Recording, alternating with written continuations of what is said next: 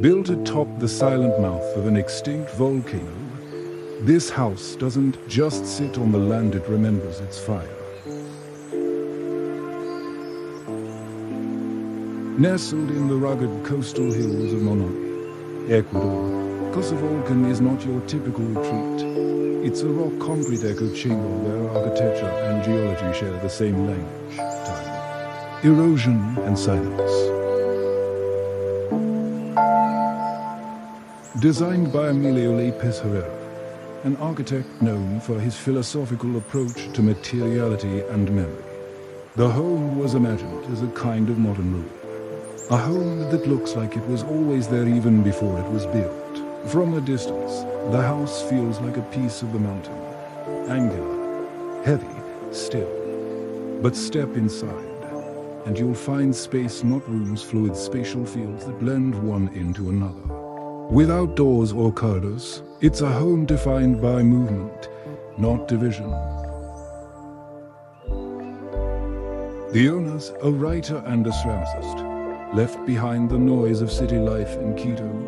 They wanted to live closer to silence, closer to the sky.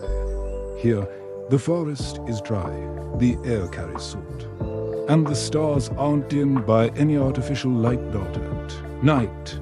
The only thing you hear is wind moving through the stone. They describe life here as a kind of return not just to nature, but to rhythm, cooking without a microwave, sleeping when it gets dark, walking to the nearby village for fresh bread every morning.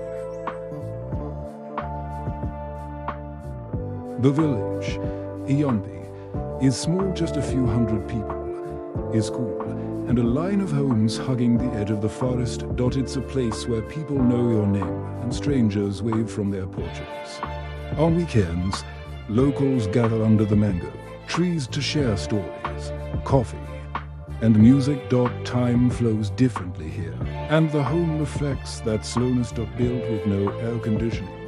It uses orientation, cross-ventilation, and their concrete walls to stay cool.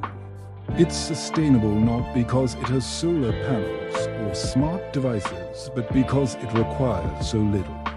To begin with,